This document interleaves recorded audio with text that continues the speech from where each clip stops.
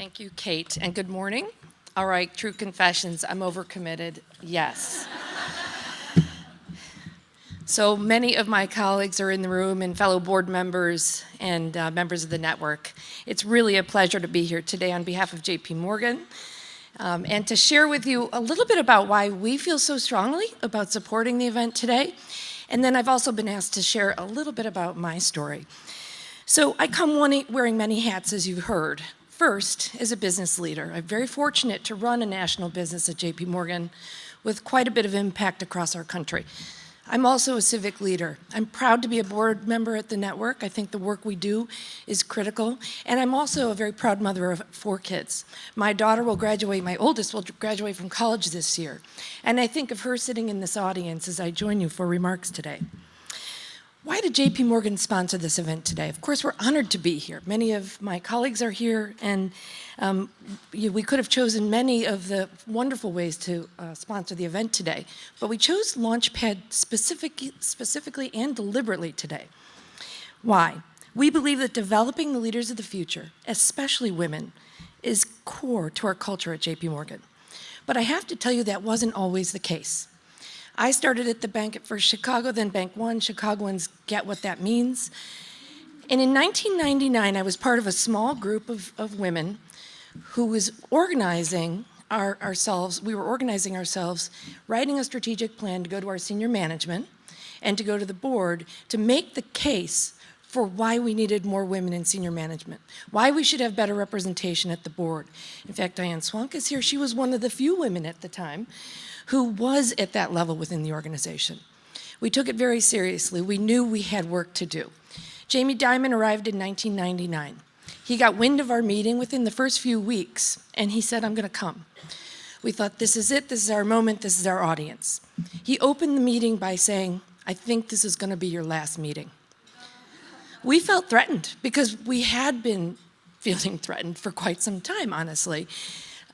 But he said, not because of what you think, what's going through your heads right now. It's because you don't have to convince me. It's because I believe that you're right, and I'm going to make the change that you're demanding before you even have to go that far. If you want to work with me, I welcome that. If you want to help each other, build your careers, develop your skills, help the younger women in the room, I was one of them at the time, go ahead and do that. Organize yourselves around that. I'll do the work that the company should be doing. I'm proud to say that today JP Morgan is often recognized as a great place for women to work. We are on the 100 best companies for working mothers every year, the 40 best companies for diversity, Latina Style's best 50 companies, best companies for multicultural women, for healthy lifestyles. We have internal initiatives to help women build their skills and their careers, and we have conversations in which we're incredibly honest about how we do that work. But that's the price of entry. We learned that when we read the survey that was done by Cranes and by the Chicago Network, when we learned a little bit about why people leave. At the top of the list is pay and its equity, flexibility, and the things that make a great place for women to work are expected. We strive not only to be an employer of choice for women, but we also strive to be an active participant in the effort to level the playing field and to create more opportunity for women. JP Morgan and the Institute for Women's Policy Research recently released a report called Pathways to Equity, Narrowing the Wage Gap by Improving Women's Access to Good Middle-Skilled Jobs. It looks at gender segregation in traditionally male-dominated roles. We know there's a gender gap, and we know there's a wage gap. One solution to that gap is helping women get into good-paying jobs that are traditionally held by men. This report sheds lights on these issues, and it highlights that these occupations may serve as a springboard into higher earning roles and careers for women. And it's also a good source of talent for employers looking to fill roles where we, in fact, are seeing that skills gap. We're following up on this study. We're partnering with not-for-profits. We're providing financial support and to action-oriented programs that are targeted at skill development for women so that they are eligible for these roles. And we're trying to match women to those roles. We should all expect that. In fact, I believe we should all demand that of our companies. We want our companies to recognize that they have a responsibility, we have a responsibility, not only to make a commitment to diversity, but also to take action, to invest in leveling the playing field, to close the gap, both in skills and in wages. It's good for business, it's good for our economy, and it's critical in order for the United States to continue to compete on the global stage. We hear that often, we read about it often, but these are the women of the network, the women within our firms that will have the most influence within our companies, in our communities, and globally to really make the change. And that's why I say we must demand it. So the second half of this little commentary here is a little bit more about me and how I am where I am. I guess I would say when I read the article, I thought, 27 years later, why am I still here? People ask, why do you leave companies? We ask that more often. Many of my younger colleagues leave and move careers. Why am I still there? So I thought I'd just share with you the things that keep me there and the advice that I give to women. I'm often asked to spend some time with women giving career advice, especially at critical junctures when they're facing a decision, they feel frustrated, or they feel that they've been stopped on their path. I passed up many other opportunities and stayed, first and foremost, and quite honestly I can say, because I've been able to make my family my top priority. And at the same time, I've had exceptional opportunities to run significant businesses that have had impact on our careers, on our firm's success. That doesn't come easily. I made choices along the way, and I don't think I made choices where I gave up opportunity. I made choices to take riskier roles, to go into things where I felt uncomfortable, I felt I didn't know anything about it and pretend I did, and take on challenges that no one else was interested in. I also stepped back several times in my career because I knew that that was the right role and the place for me to leap forward. It's been, for me, keeping my family and my ability to run businesses as my top priorities, the guiding light in the way I've made decisions throughout my career. I've also stayed because I've been critically challenged. I've learned every day. I'm surrounded by smart people who make me better. I have opportunity. I have a career path. So when I think about 27 years, I think, oh gosh, they must be ready to show me the door here. It doesn't feel that way, quite honestly. I sit in audiences like this. I remember years ago, I sat in an audience like this early in my career, and I was hoping for those few pieces of magical advice, the keys to the kingdom, the way to unlock the path to my future success.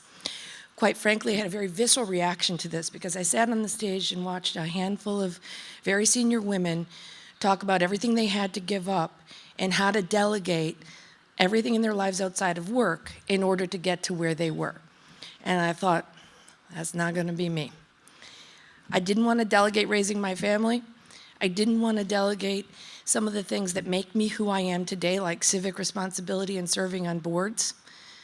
I wanted to be a part of all of those things. And I knew that I would be, and I knew that I would make sure I made choices with those as my priorities. So I would just suggest to each of you, there are some critical things that are those golden pieces of advice that aren't the ones that you read about in the textbooks. The things I say most often to women, and the things that I try to do in the way I try to live my life as a business leader: act with integrity, embrace the truth. It's not an intellectual thing, it's a gut thing. Doing so consistently will bring confidence. Mario Batali, we all know who that is. I don't have to explain that in this room. The more fake, and he said once, the more fake and commercialized the world gets, the more people respond to things that have a real core of truth. Be grateful, live in the moment, and be cup half full. It's an active choice every single day. Be accountable. People want to follow you when you're accountable. They will respect you. Develop an appetite for challenge and change. There's no substitute for experience, so experiment and confidence will come. Listen more than you talk. You'll learn so much more. Let go of the overwhelming expectation of goals. Treat them as working hypotheses, so you can listen and learn and adjust along the way. It's the process of achieving. It's the process of striving that gets you to where you want to be in terms of success. Excel at what you control. There's so much you can't control. So make sure you get what you can control right. And embrace fear. This is the most important of all. This is the thing that we talk about the most when the door closes, and I talk to women about their careers and why they are where they are, or why they're not where they want to be. It's a fear of failing, a fear of falling flat on your face, a fear of showing your true self to the world. It comes in so many different forms. My advice is don't try to avoid it. Don't ignore it, and please don't try to eliminate it. And especially for those of us who are mothers, don't try to protect your children from it. It's an important part of growing and learning and leading. Giving in fear too much power is the biggest obstacle to reaching our full potential.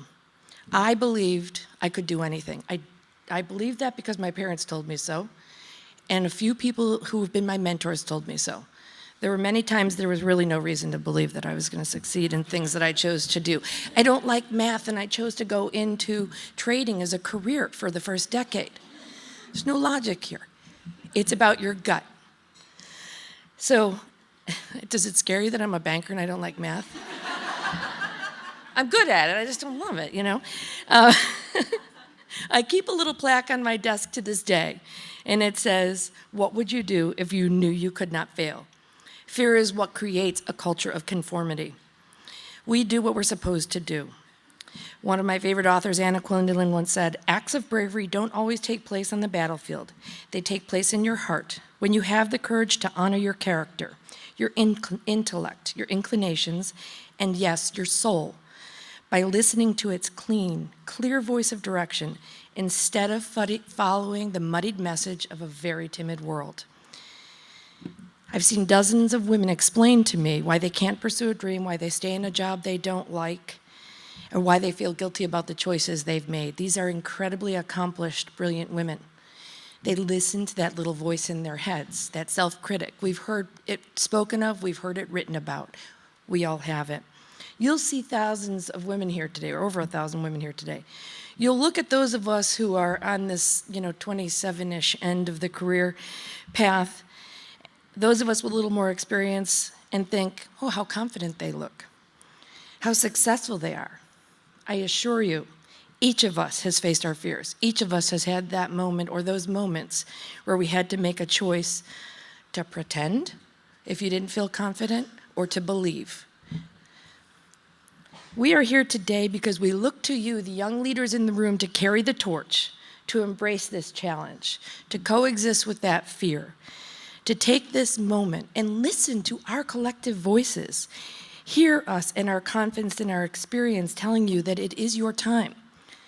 This is your moment to empower that leader within, to reach your full potential, and to know that you can do anything you set your mind to. The future is yours. Believe in yourselves, work hard, work together, and go get it. Thank you again.